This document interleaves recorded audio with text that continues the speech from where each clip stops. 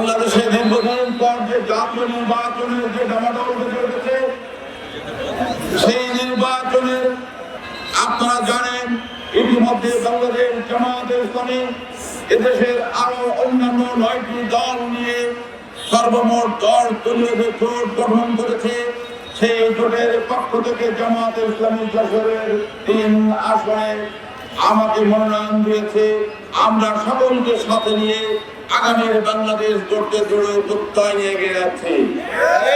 আগামীর বাংলাদেশ জামায়াতে ইসলামী বাংলাদেশ, আগামীর বাংলাদেশ ন্যায় ইনসাফের বাংলাদেশ, আগামীর বাংলাদেশ চাঁদাবাজ মুক্ত বাংলাদেশ, আগামীর বাংলাদেশ ঘুষ মুক্ত বাংলাদেশ, আগামীর বাংলাদেশ সুদ মুক্ত বাংলাদেশ, আগামীর বাংলাদেশ মানুষের নিরাপত্তার বাংলাদেশ, আগামীর বাংলাদেশ মানুষের অধিকারের বাংলাদেশ, আগামীর বাংলাদেশ মানুষের সুখ শান্তির বাংলাদেশ।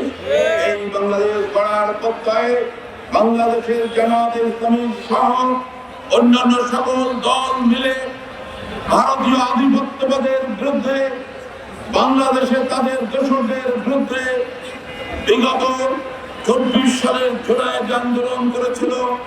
এই জুলাই আন্দোলনের পরিসমাপ্তি ঘটেছিল 5 আগস্টের এক সফল বিপ্লবের মাধ্যমে।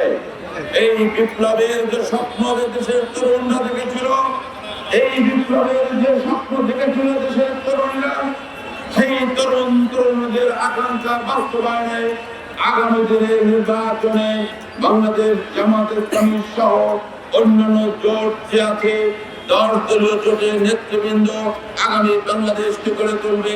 বাংলাদেশকে গড়ে তোলার জন্য দেশের মানুষ জামায়াতে ইসলামীর নেতৃত্বে পরিচালিত 10 দলীয় জোটের দিকে চেয়ে আছে। বাংলাদেশের মানুষের শেষ ভরসার স্থল বাংলাদেশ জামায়াতে ইসলামী। তাই এখন আর সময় নাই।